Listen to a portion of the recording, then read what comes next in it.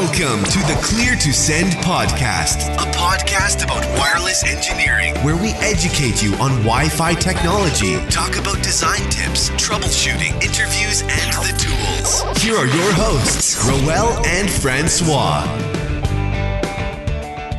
Hello. Welcome to a brand new episode. If anyone knows what that reference is to, I will give them a free shirt. And it's a hint. It's a kids show. I watch plenty of it, but welcome to a brand new episode of the Clear to Send podcast. I am your host alongside our co-host, François. How are you doing, François? Hey, I'm very good. How are you? I'm doing well. This is a good episode because we are cross podcasting with another show, and we want to, talk about some things. I'm currently at WeWork with another individual. Another person also of the same show is connected via Bluetooth here on this on our mixer through a WhatsApp connection. And that person's using AirPods. So we're doing this as wirelessly as possible. So I want to introduce 2/3 of the crew. UC and also Jerry from the Wireless BS show.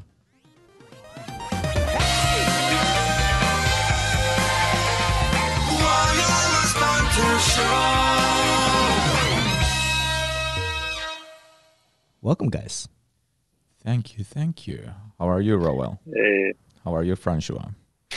Good. I want to know who's singing on the jingle. Is that you, Yusi, or is it Jerry? No, that's Jerry, actually. It's a little side gig I've got. Is that really you, Jerry? Do a little singing. No, you weren't, definitely you not. weren't joking? Oh, it is Jerry. We just used a little bit of auto-tune here and there, too. You need a lot of auto-tune. You just entered yourself into the jingle business. I mean, that's huge, right? So now we found out what you'll be doing after Ekahau. Jingle business. Jingles, yeah. Jingle business all the way. I mean, this is an interesting episode because, one, we're connecting everyone kind of wirelessly here. François is like all the way in. Are you in Canada right now, François? I know you were in UK the other day. No, I'm actually home this week. You're actually home. Yeah. We're at me and UC are at WeWork using the wireless connection for all of this, so we'll see how reliable that's going to be. But we do want to talk about various topics here. And so, UC, thanks for flying all the way from Finland just to record this episode, like usual. I mean, this always happens. Yeah, man. Anything for you. Too bad we didn't get Jerry to fly over, but he only flies first class, and you said that first class tickets. Because Clear to Send, in all honesty, paid for my tickets, but they didn't pay first class. So yeah, since we pay for the tickets, that's why we're not at your favorite restaurant, the Four Seasons there, the restaurant there. Yeah, that's right. That's where we usually record our episodes. And I tried to actually get you in there, but we couldn't have used your fancy mixing board and get everybody on from there. Yeah, we've got a big mess going on. I've got a GoPro recording the video, so we'll post this on video as well, since you guys are all about video, doing your show. So how about you guys just talk to us about how this show, Wireless BS, came to be. I'm sure people are interested to know how that formed. This is really a Jerry question because I was I just wanted to hang out. Jerry. Yeah, so the Wireless Banter Show, or shortened to Wireless BS, is all transpired from conversation. Actually, me and Joel initially. We did a lot of webinars and stuff like that at Ekahau. And it was really one of our probably favorite things that we got to do together on a pretty regular basis. So we said, hey, let's, why stop just because, both of us weren't there anymore. And, we kind of got the idea that, hey, let's, figure out a way to kind of keep that going since we both enjoyed doing it. And, both of us also agreed that there just, isn't enough maybe content and shows like that out there. And we thought we had a little different take on it. There's a few really good podcasts like Clear to Send out there, but there's a few areas that we saw some opportunity. In particular, more of the interaction on the show, and that's where the banter piece, I guess, comes in. If you're wondering why it's called the Wireless Banter Show, is we want to make it a little more interactive in that sense, and having some actually open dialogue on the show, and thought the audience might appreciate that as well. And where UC fits into that is banter. It's just not the same without UC, so. We figured we'll add a little extra dynamic to it beyond just me and Joel. Extra dynamic. Joel actually said that you bring in the train wreck to the show or something like that. Wasn't that his? The train wreck. That's quite a description there to add to the show. But you guys have already gotten good traction on this show. I think that's amazing, even for your just first show. Yeah. Actually, we have 1.5 episodes out, right, Jerry? Yep. Yeah, it was our first show, which definitely qualifies in the train wreck category. It was definitely kind of a trial by fire. Hopefully, we'll improve from there. But then we also did a audio interview recently that I think was, at least for me, very informative, and it's a timely kind of topic around CBRS. And that was with Dave Wright from the CBRS Alliance. So that was really really good for me, at least in my career, to get up to speed with some of the CBRS talks. And this was just one of those things like that often happens when the three of us work together. Like, we were not supposed to do an audio episode, but Dave Wright was just so well explaining everything. We were just going to summarize his discussions for the next webinar show, but then it turned out that he so fluently explained the whole CBRS thing and where it's going and what's the iPhone 11 impact and all of that. We just were like, okay, this is an entire audio episode. Let's just air it out as episode 1.5. So totally accidental, but then it just it was happened. That good that you had to put it out there. Yeah. Dave wasn't that good, but I just liked my own voice so much that I couldn't resist putting it out. How much did you guys have to resist calling it the UC show? My ego had to resist it a lot, especially because I was just asked to join by Joel and Jerry when they already had everything set up. So I'm sure you probably already have the domain name for it. Well, I think it's interesting how you guys were coming from Ekahau. There's a departure. We're not going to go into that, but having to form this show, I think it is very different from all the other shows out there.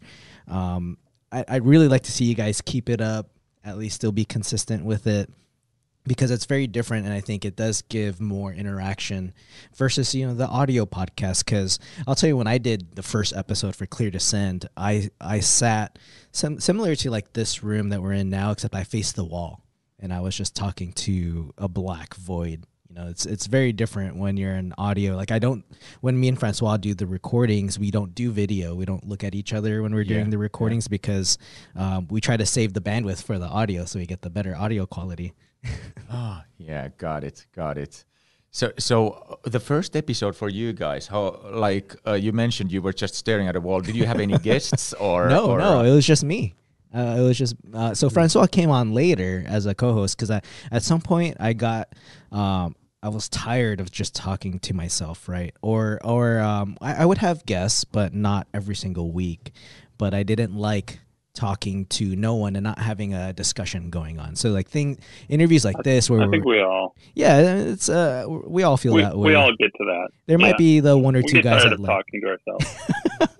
We got to talk to somebody, it's just and it's really cool that you and I can get together here in the Bay Area, because I actually don't meet up with a lot of people in the Bay Area to do any sort of recordings, but hopefully we get to. And maybe I'll tell people, hey, UC flies from Finland to just do a recording. Why can't you guys do it? Yeah, exactly.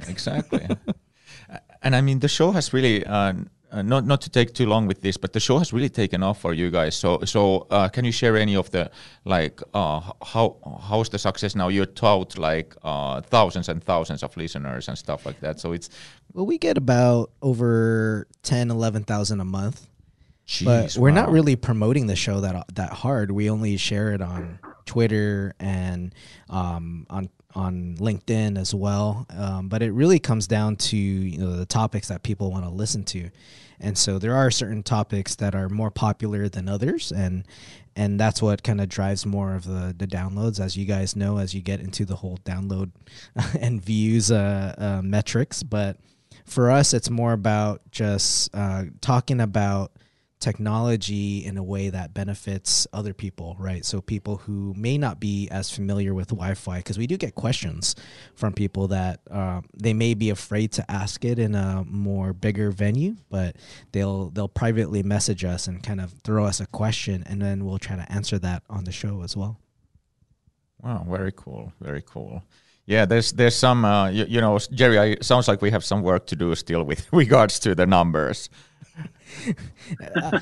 It wasn't an overnight thing. I can tell you guys that it took a long time. We've been doing this since 2015. August 2015 is when the first episode came out. Yeah, and you've been very consistent, while as other shows and podcasts and blogs keep kind of coming and going. You guys have been consistent. I think that's a big part of it. Yeah, and it takes a lot of commitment. I'll give you I'll tell you that. Like, François works a lot. He works a lot more than I do.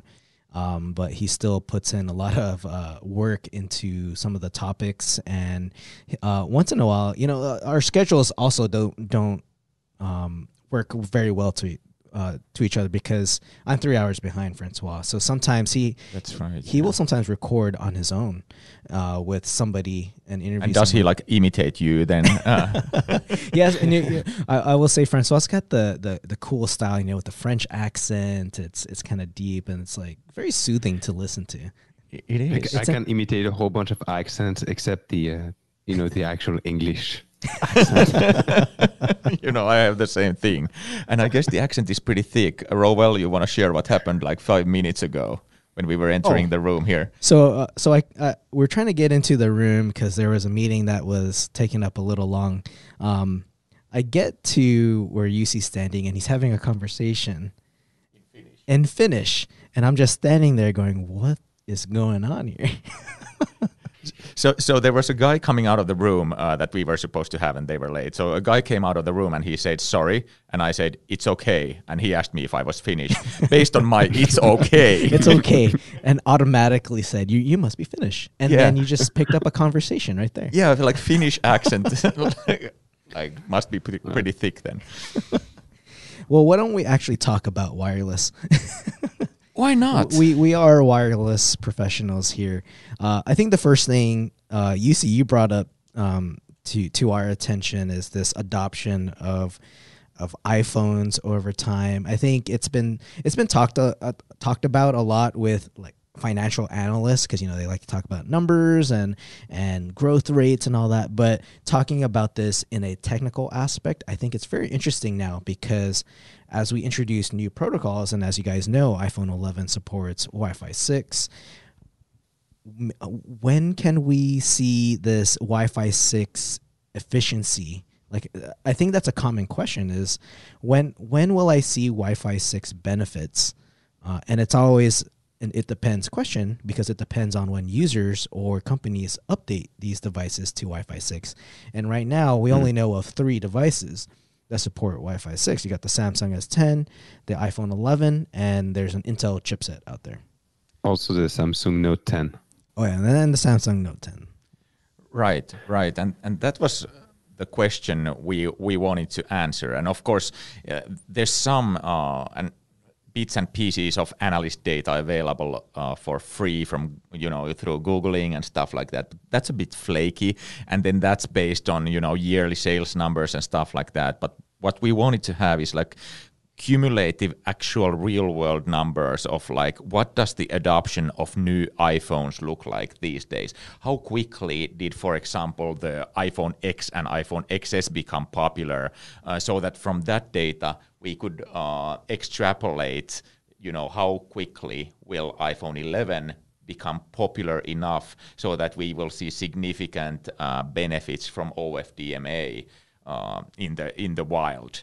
So turns out there's this company called Ookla the makers of speed test, and turned out, they, of course, have all the data. They are actually a data company, so they have all the data one needs to extrapolate this kind of information, like how quickly did the iPhones really become popular per generation.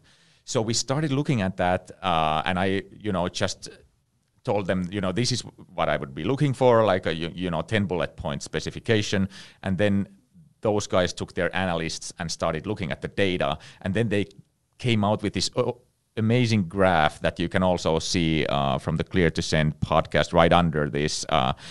Just go to if you're listening from Apple or wherever, just go to the website and you will find this graph that shows, like, for example, in the beginning of 2016, how many iPhone 4s and 5s and 6s were there, and how did iPhone 7 then impact this, and iPhone 8 and X and XS and everything. And the small yellow line, if you're curious on the graph what that is, that's iPhone SE, actually. A very small sliver. Yeah, but it's consistent, right? Yeah. It's surprisingly consistent over time. That must be the quality of that phone. Like, people do not want to let go of and that. the size. Yeah. Yeah, And so it's I think easy it's to. the cheapest one too, right? Well, yeah, was it? Yeah, that was Probably I is. think I might have had that phone at one time, but looking at this graph, what is your prediction? I think it's interesting. Like, if you look at the graph, you'll see that it looks like the X and X 10 and 10s took a little longer to get adopted, like maybe 2 years versus a 7, 8. It took like 1 year for them to reach pretty much 30% of the population of iPhones. So I think it has to do with also how the company is doing, how Apple is doing, the design of the iPhone, and how the competitors are doing. Yeah, that and also, like, the population of iPhones gets bigger and bigger, so it's harder and harder to get that rapid adoption across the entire iPhone base. There's so many phones already out there, and I agree with François as well. And then it is interesting how you can see the kind of the penetration of new models getting slower and slower compared to the entire iPhone population. Yeah, it could be due to there are so many iPhones out there. Yep. I wonder if it also is due to the quality of iOS, whether that has gotten better or declined over time, or maybe the competitors are getting better with their phones and there isn't as much traction here. But when we talk about adoption of protocols, it seems like it will still take quite a long time to adopt towards Wi-Fi 6. Yeah, looking at this, for example, Just the trend of it.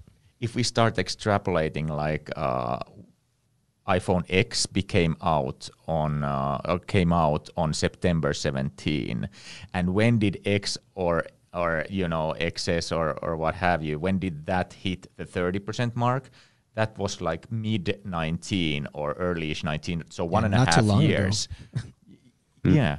So 1.5 years was the 30% penetration, and for 50% it takes significantly longer.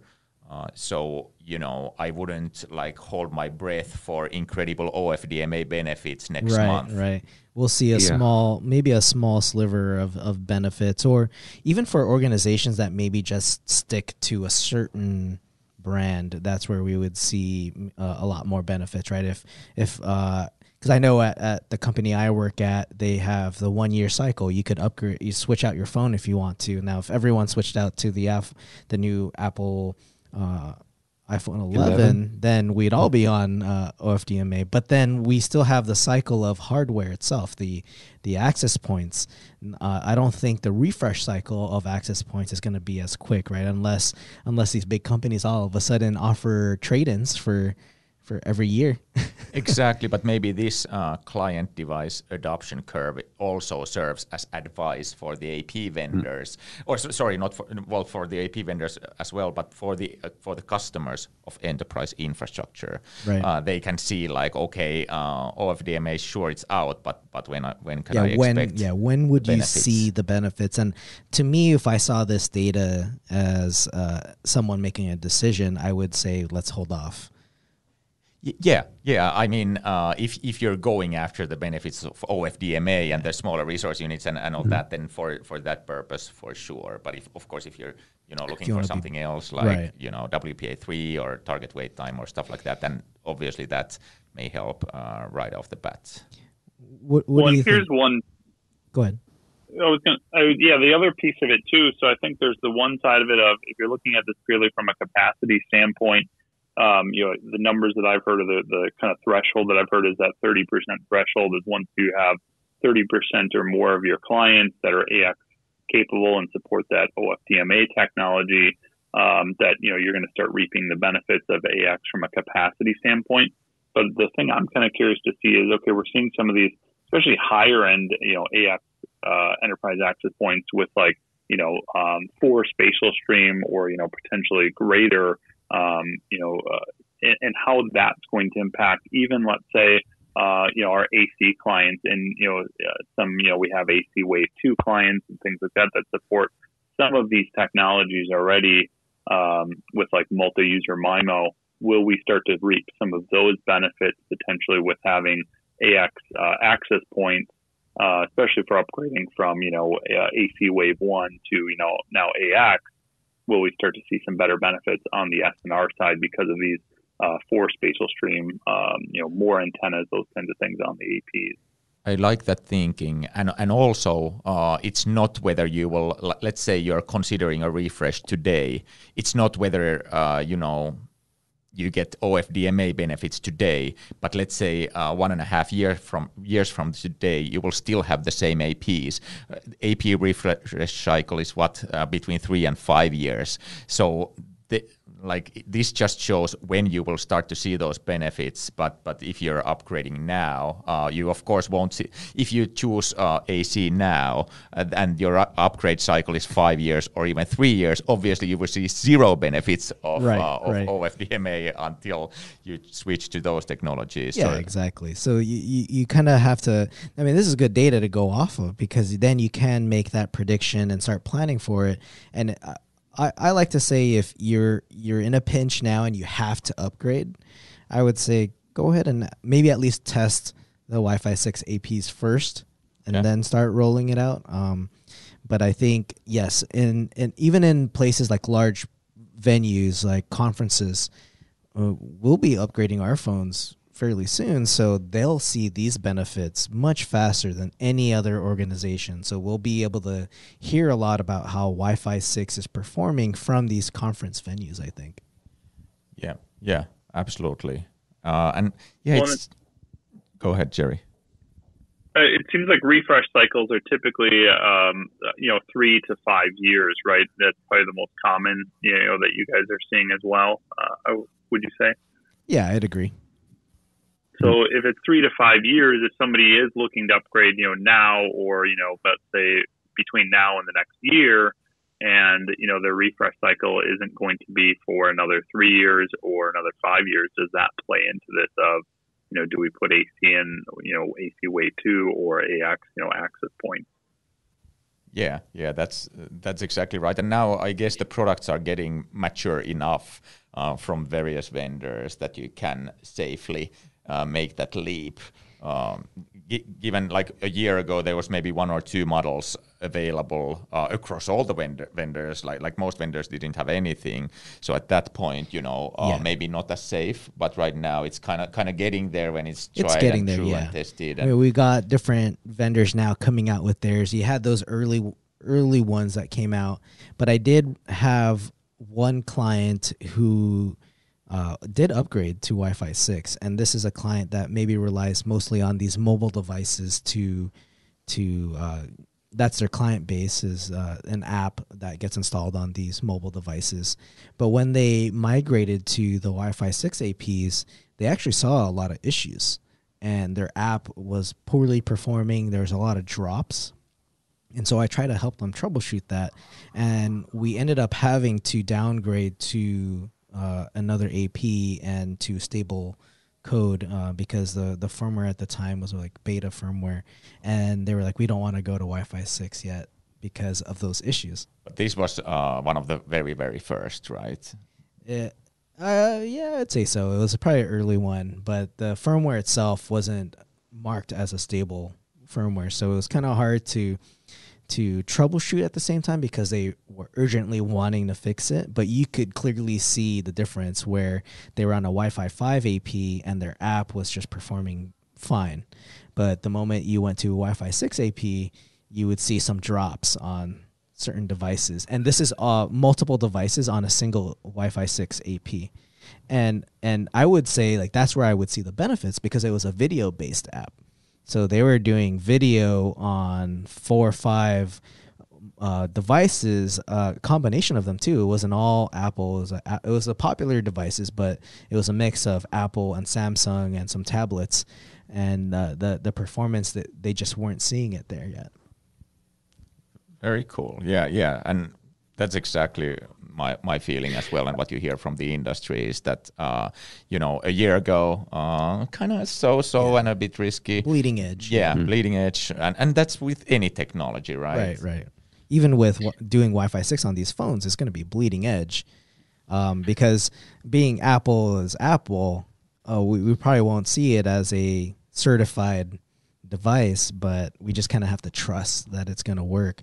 But as soon as more of these wireless professionals have the new iPhone 11, I'm sure we're going to get a lot of tests. And I've already seen the Spectrum. I think, who was it? Stephen Cooper posted a video of Spectrum from the iPhone 11, and it was doing OFDMA, but we'd like to see if the other features are also supported, right? And what that means when more of those devices are on the same network. Apple's pretty good usually about it, right? Yeah, I was going to say, I think that now that the Wi-Fi Alliance has a certification program out there publicly, and then now that we have the iPhone that supports Wi-Fi 6, I think it's gonna act as a jumpstart, and everything else now that's gonna come out will just support Wi-Fi 6 and on the client side, and then after that everything was kind of follow. We might not see the adoption happening overnight, but in 2 years we might see probably like over 30% of client devices on supporting Wi-Fi 6. That's what I would say. Yeah, because I would say with Apple and Samsung both supporting Wi-Fi 6, we're going to see a huge jump. I mean, does anyone know how many iPhone 11s were sold over that first weekend? I didn't even look up that number. Yeah, exactly. Well, our friends at Speed Test or Ookla probably have a pretty good indication of that too. Yeah, because so we're looking at this data. I think one question that some people might have is, well, how is this data even collected? And it's probably through the Speed Test app. Is that correct? Exactly. And that's really fascinating. Like people think of Ookla and the speed test. Yeah, it just gives me that gauge and stuff like that. But they are actually a data company. So whenever you do a speed test, that that data goes out there, of course, anonymous and all that. But they do get those readings, and they do get like which phone was being used and stuff like that. And then super cool data like this can be extracted out of those, because they have like millions or tens of millions, hundreds of millions, I don't know how many millions of users, and they have like 20 billion measurements collected over time or something. It's absolutely crazy, the amount of data, and their business is selling that data. Yeah, because they must be analyzing the speeds, the quality of the connection between wireless and also the cellular connection. So we will probably see something. Hopefully they release something about Wi-Fi 6 versus 5G or something like that, right? Yeah, exactly, because that would be fascinating. And I think they produce that kind of reports every now and then, and rate up different operators based on that, rate different, even, I don't know, hotel. They can rate different hotels, airports, and things like that. It's a dangerous report. That it is. It'll make or break a business. But the report, I think, is pretty good as far as getting a general look of what's out there, but it's still dependent on the implementation, because why you may have a hotel where the Wi-Fi is bad, but can Ookla tell if that's maybe the pipe out of the hotel because it's the infrastructure that's slow versus the Wi-Fi being slow? I don't know. You know what we'll do? We'll invite next podcast we'll do so that we'll invite also Luke from Ookla to join their EVP technology, and he can, drill down to the specifics. Okay. Because this would be pretty interesting if you guys are up for it. Yeah, we can. For sure. Yeah, we can do that. Yeah, like a two-way wireless banter show, clear to send thing again. And then gang up on Ookla. Exactly. Like, Give us the data. Exactly, give us the data for free. Pin him into a corner. And he's a pretty tall guy though, so I don't know, and I'm pretty weak and bad at fighting. So, Hey, I'm just So a in order technical. to do that, they would have to collect data on the Wi-Fi connection on top of just testing the internet bandwidth. Right, and I think they can do that if they're, because the app will pick the closest speed test server, and so it should, I don't know, I'm just assuming it's going to be gathering metrics, some of that stuff over, I don't know if you can tell if it's over Wi-Fi and how much of that poor connection is over the internet, because you see that speedometer, and like at first it goes there's a big burst, but of course that could be because the wireless infrastructure has that speed burst enabled, right? And then it throttles you down to about a meg. yeah. All those we should get answers for. Give us answers, Ookla. We want answers. Demand them. Hey, should Maybe they would have different. I was going to say maybe they have different. They get different data depending on the OS. Maybe on Android they can get more data from the Wi-Fi sure. compared to iOS and stuff like that. Absolutely, that's the case. And I don't want to ruin their fun. So no, and I don't know the details, and I don't know how much can be disclosed. So but should we quickly talk about the other radios on new radios? On iPhone there 11? is another new radio on the iPhone 11, which I'm assuming you're talking about the CBRS radio. That's one of them. Yeah, one of them. What's the other new one? UWB ultra wideband, the U1 chipset. Oh, okay. Yeah, let's talk about that. I honestly, because I can't get an iPhone 11, I said I don't want to do anything with the iPhone 11. Does it have? All I said was, does it have Wi-Fi 6? I'm like, okay, cool. So you're just gonna be like an ostrich, head in the sand. I'm gonna put my head in the sand until they give me until next year. Exactly, until they give me an iPhone 11. I'm sure one of your listeners can send you one now, just so that you can test it out. Rich listeners, take note. Yeah, Tim Cook. Yeah, exactly. Yeah. Team, I was going to say Apple is listening right now. They're always listening. What do you mean by that? The show is on Apple Podcasts, so they hear it. Oh, okay. That's exactly. So should we talk CBRS or ultra Let's start with wideband? CBRS, because I think, I think that kind of segues also into the 5G discussion. CBRS is a little bit different, or what do they want to call it? On-go, or it's Enterprise 5G. Enterprise 5G, because every time there's a discussion about this, it ends up being a 5G versus Wi-Fi 6 discussion, and I don't think it's ever going to be that kind of discussion, because then that would mean an enterprise only putting in 5G or only putting in Wi-Fi. I think it's going to just be complementary to each other. But having that extra radio, what do you think that means? Having CBRS, like, is that going to be a really big thing, or maybe not? Jerry, you want to go first, or should I? Yeah, and maybe the first thing we should do is kind of clarify what is CBRS, because I feel like that's something that's been pretty hazy for me. I've been hearing the CBRS terminology for quite a while, and I still am not. I am by no means CBRS expert, but when we talk about CBRS, where things get kind of confusing for me, at least, is you have the CBRS terminology. You have Band 48, you have CBRS Alliance. Now you have this on-go certification. And it's like, what is what? And, I'm coming at this from a Wi-Fi background. And to me, Wi-Fi, I know as you have the IEEE that writes the standard, the 802.11 standard. You have the Wi-Fi Alliance that creates these certifications. And then, we kind of do everything in between there. With CBRS, you have the CBRS, which is, to my understanding, is representing the band, that 3.5 gigahertz band that the CBRS now Alliance is basically kind of in control of, or kind of writing that information for. And then you also have, what was the third piece? I'd have to check my notes. The Wi-Fi forum, or not Wi-Fi forum, wireless forum. That's part of that. That's essentially, my understanding is that's like the IEEE portion of this. So there's a lot of just different terminologies, I guess, is what it kind of comes down to. But I think when it comes down to the technology piece of it, that's it's a new band, it's a new kind of frequency. It's kind of like, to me, it's this. We've got Wi-Fi, which is the unlicensed. Operates in this completely kind of unlicensed, wild west of wireless technologies where anybody can operate in it. And then you have the opposite end of the spectrum, and spectrum kind of used loosely there of, the licensed spectrum, right, that the cellular, the carriers, are using. And then, they each have their own kind of sectioned off space for that. Yeah, and then it's a lightly CBRS. Licensed, they call it lightly licensed. Yeah, you just have to register, right?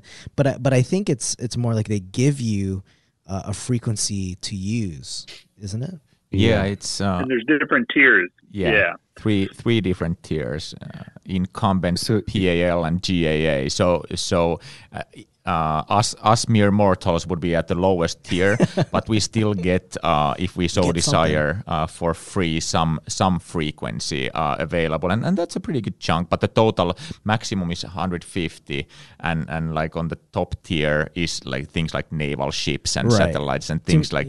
And to me, that sounds like DFS, right? They will have the priority to use the frequency, but it's all. What I like about CBRS though is it's coordinated. So like they will. There is another something in the middle that kind of coordinates all that. What is that called? I forgot the term. But if the frequency had to be used by the incumbent, the whole system would know, and then they would change the frequency somehow that way. Exactly. It's actually cloud controlled. There you go. The whole thing. It really is. So it essentially neutralizes co-channel interference by coordinating it very, very well, and the VIPs get what they need, but then also general masses get some frequency as well, and then you can be pretty sure that your data goes through, your voice quality is solid, and your forklifts actually work the way they're supposed to. Forklifts actually forklift. Yeah.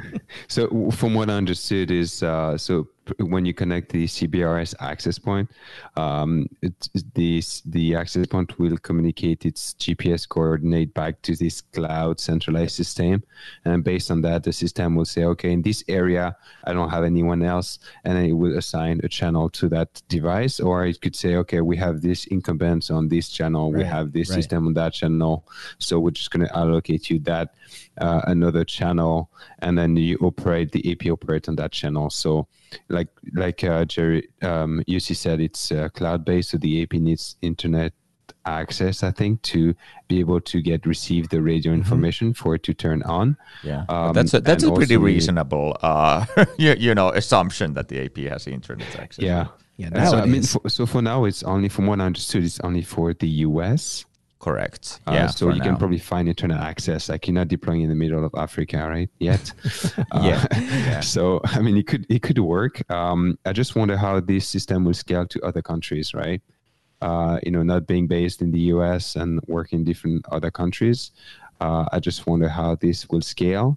And how it would work, in other regulatory domain. I'm guessing the FCC is just in charge of everything right now. Well, I just wonder. And in the US, it's definitely FCC. But so the way I understand this is, and correct me if I'm wrong, but it's a kind of like a private LTE technology. So it will. Like mostly in the beginning benefit things like really large enterprises or oil and gas companies and ports, shipping ports or stuff like that. And for those guys, let's say, they're in the US, roaming between CBRS, roaming with CBRS from US to Europe and stuff like that. It's not a requirement. That's done through, the regular mobile networks, and that works with Wi-Fi and stuff like that. And the analogy that seems to be happening here is the same is happening with 6 gigahertz, right? The US will get like a full gigahertz of 6 gigahertz band, but in Europe it seems like Chuck needs to be flying to every country asking for the legislators to get their heads out of he their. He needs to give his presentation. Yeah, exactly, and try to because it's very similar with the 6 gigahertz, right? There's going to be incumbents, and then there's going to be kind of like that cloud. What do you guys call it? A cloud controller, whatever it is, in order to coordinate the frequencies. I like that idea, and I think that it's better than just having this DFS hit the network, and then everyone kind of has to go, shut up, and then pick a different channel. And I think even with CBRS, from my understanding right now, it was mostly along the coast, like the Navy using most of those frequencies under CBRS. So if you were in the middle of the United States, you probably won't even get that incumbent frequencies unless they're somehow shooting radar across the country like that. Yeah, exactly. But then there's those priority guys with deep pockets that you still might be taking a big bunch of your 150 megahertz frequency that CBRS altogether has. I think CBRS can provide a lot of reliability for wireless links. So in some environment, like you said, like in manufacturing environments, or even environments where that the Wi-Fi signal might not go as far as you would want to, CBRS could be a good alternative. So I think that's why they called it a private LTE, because you could use it in the enterprise space. And still have a private network just for your company, and at the same time maintaining the reliability of a LTE network. So I think that could be a good use case for CBRS at the beginning. I'm wondering what's going to happen if let's say you end up in a dense area and you have a lot of CBRS systems trying to cohabit on the frequency space. How are they going to share the frequency when that happens?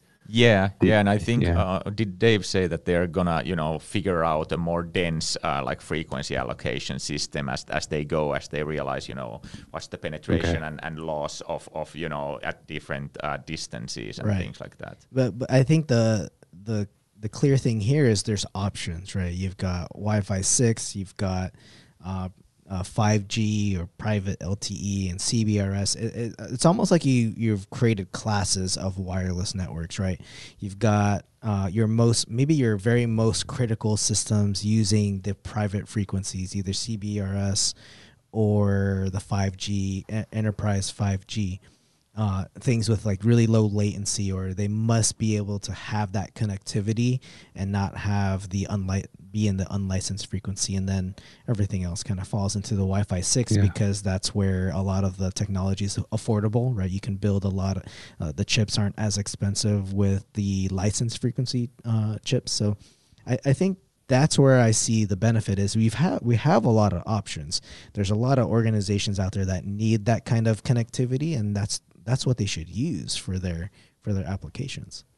Yep. And then comes the question of like, what does this mean to the wireless engineer? Right. And to me, it sounds like there will be, just like there's specialized wireless engineers who are really good at deploying Wi-Fi and BLE location tracking networks, for example, or Wi-Fi plus some other location tracking networks, whatever.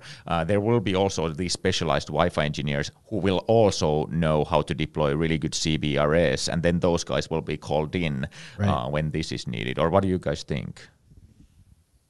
Yeah, I think I think as wireless engineer, I think maybe the Wi-Fi guys will get pulled into it, because I can see the CBRS being embraced by the enterprise environment.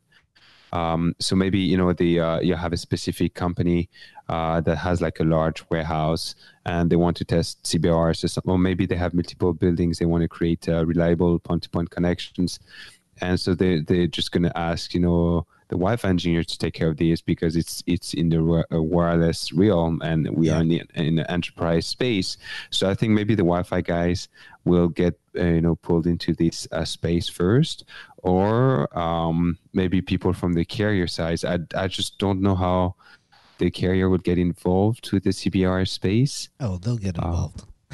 Yeah, They'll get probably, involved. right. I think it's going to be a revenue stream for them. So they'll have. I mean, this is their wheelhouse, right? Private frequencies, and you got your Verizons and all that. They understand this, so I think it only makes sense for them to go in there and offer these professional services as a way to say, hey, we can bring in the signal into your building. Here's what it's going to look like. It's not going to cost as much as DAS maybe, but We can make it private. yeah, it'll be private. It'll tie into your network, and then you'll have the executives that's just going to say, take my money. Let's do it. So that's changed the games too, right? Because if the carrier just take over, like, I don't know, it's hard usually to. So that's compete. a good segue to the one more radio actually before we go to ultra-wideband, LAA, because that's also now there in the iPhone. I saw that, yeah. And LAA is really going to jump into the Wi-Fi space. In more ways than one. So essentially, LAA means cellular or mobile networks operating on the same 5 gigahertz band as Wi-Fi does. Mm-hmm. And at least LAA is a bit more, kind to Wi-Fi than what they were proposing earlier, the LTE-U and stuff like that. That would have essentially stomped. But Wi-Fi. It's still something as wireless engineers that we must understand how it works. Are we going to get involved with deploying this somehow, or does this just mean, your phone will just operate on that frequency to talk back to the mothership of the carrier? And I think I think this is where like the CWNP would really come in handy, is having to educate everyone with that new cert that they have, that solutions certification, where you understand all these technologies, but you need to be able to talk intelligently on which one is going to work for your environment and how it's going to affect everything else, right? Very true. Very true. And at least, like, I think LAA in areas where it's being used, it will have a pretty big capacity impact. So you need to understand that as a wireless engineer, and also come time for troubleshooting. And let's say in your environment, like it doesn't look like there's anything causing like Wi-Fi capacity to go down, but your spectrum analysis is full of something that looks like Wi-Fi, but isn't. So and that Yeah, it's going to be an interesting. I think we've seen some tests already, measuring the impact of LAA on Wi-Fi, and Wi-Fi is clearly not winning. So this will definitely impact Wi-Fi. I think that, if we get a 6 gigahertz available for Wi-Fi use, we're going to try to see, maybe people deploying over 6 gig to. But once I don't think the LAA is over the entire 5 gig band. It might. Yeah. But who's to not say that these guys will also be the incumbent on the 6 gigahertz side? Yep. Where there's frequency, there will be carriers. Yeah, whoever's got the deeper pockets, like you said. So I think because Wi-Fi is so nice to other communicating devices, I think that's its strong suit. So I mean, LAA still would have to compete with Wi-Fi itself. So I think it's just going to come down to being better, someone who's good at analysis and understanding what's happening in your environment, so you can better speak to it and then get the right people involved. And it's usually one of those cases where you identify something, you bring it up to management, and they're the ones that's going to, trigger those conversations. In their infinite wisdom. In their infinite wisdom behind very thick closed doors. Yeah, made out of ivory, located very high. So what about this ultra-wideband thingy? Yeah, tell me more about it, because I don't know much about this ultra-wideband radio that's on this iPhone 11. Jerry hasn't spoken, and whenever there's a tough situation, we can unleash Jerry. Jerry, you want to talk about ultra-wideband, or you want me to go? Talk about under the bus. Yeah. Here's a difficult topic. Let's just throw it to Jerry. I think the UBW, the ultra wideband, is really interesting. I think it's very interesting. To my knowledge, it's the only device now on the market today that has this radio in it. This U1 chip, I think it's called, right? Yep. And yeah, I think I don't know. I don't know enough about it to be able to really speak to it. And I think it's all yet to be seen, but I think it has a lot of possibility. I'm very very interested to learn more about it and to see what they do with it. So I actually tried to reach out to a couple of companies regarding this, but I did it like last night, so haven't heard much. They haven't but answered yet? Yeah, they have, but it's like yeah, let's talk about it. Which week is okay for you? And I was like, we're airing this webinar tomorrow. I need you to join this webinar at 1:00. Yeah, today. but yeah, so what I've found so far, and this already, like when I was working for Ekahau, part of what Ekahau did was location tracking, and already at that time, ultra wideband kept popping up, and it's a technology that enables, for example, it can transfer data as well, sure, but it's really good in location tracking. It sends pulses that, the name tells it over a very wide band, and then using that, devices can be located really accurately. For example, in NFL, and I accidentally So like a football or something. Yeah. I mean, NFL actually tracks their players, for example, using ultra wideband, using Zebras, a company called Zebras. Put in the helmets or something, or I think so. Yeah, Okay. yeah, in helmets or in the pads, shoulder pads or whatever, and they can track both the ball and the players and all that, like within 10 centimeter accuracy. So it's Can they change the trajectory of the ball? That's a good question. I mean, what frequency does this operate on? Just bump up that power, right? And Yeah. So is this like a machine-to-machine type of protocol? What do you mean by that? Like IoT stuff where, different devices would communicate together and do stuff. Yeah, I mean, for example, for location tracking, it's kind of like Wi-Fi in a sense that you have different pieces of infrastructure that you strategically place around the site, and then you calculate. I think it's TDOA primarily.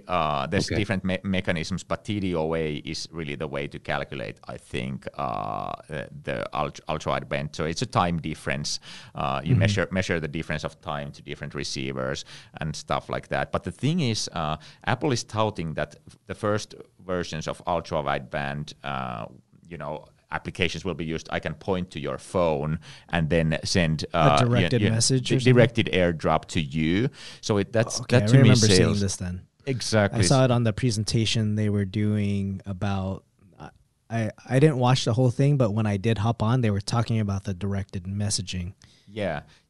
Like I guess that's like one use case. So that says it would have a highly directional radio on it, but then like ultra wideband itself can be, and Apple has, by the way, a patent for like unlocking the keys of your car when you're nearby, Okay. that kind of stuff. But that's already done. Right. What I think is important is if somebody could crack the nut of indoor location tracking finally, because Wi-Fi certainly hasn't proven to be that technology. Now there's some promising applications around This is the BLE. baby for Bob Friday, right? Yeah, it is. He must have been. This is probably someone we should really ask about, because he must know.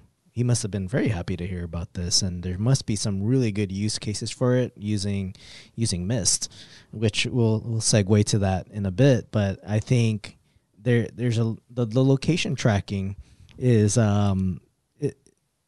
is it still something that's important for people or no? I think it's hugely important if we could like reliably navigate, if anyone could reliably navigate and find stuff indoors. And there's been endless rumors of Apple actually coming out with a key fob that would be, or like this small, what is the key fob manufacturer where you can find those? HID, those like on your Tile. to open Tile. Tile. Okay. Yeah. But those guys, like, there's been endless rumors of Apple coming out with something similar. So we'll see. That's could be one application where ultra wideband could be used to locate stuff indoors and things like that. But I'm really curious if this hits the enterprise now that it's in the iPhone. Like, so would you need some sort of infrastructure, or would you need to? Yeah, I would assume you'd need. Yeah, you need ultra wideband receivers or transmitters or whatnot, but you do need ultra wideband infrastructure for this. So how many do you need? Like, could you just put one in an access point, or would you need to install more? Kind of like what BLE is requiring. I think that's the $1 million question, and how much power do they need and everything. It's so new that they put the radio in there, but they didn't tell us how we're going to use it. Yeah, and often these time difference technologies work really well in open spaces, but then when you introduce walls and things like that, they don't. But ultra wideband actually might be different because it's such a wide band. But this is all goes into speculation game, and Rowell is trying to hint that we are kind of running out of time anyway. We're kind of running out of time. Since we're at WeWork, we're going to get kicked out of this room pretty soon. Yeah. So we should have a good exit strategy. exit strategy. Yeah. So why don't you guys talk about where they can find you online, the new show that you guys are doing, and what's coming up? Can you play the tune again so that we get to the right? I'm going to play 2 tunes on here. Oh. Together? I can do it together. No, gosh, no. Okay. Remix. Anyway, you can find us at wirelessbs.com. So the show is Wireless Banter Show, wirelessbs.com, and on Twitter at Wireless Banter. And especially you can find us at Jerry at wirelessbs.com. Jerry at wirelessbs.com. Send him tons of emails. Tons. All right, guys. We appreciate you joining us on the show, and we look forward to seeing more of your guys' episodes. And thanks so much for having us. Thanks for the discussion. Really appreciate that. Thank you, Jerry and François. Thanks, guys. Thank you, guys. Have a good day. Bye. All right, bye-bye.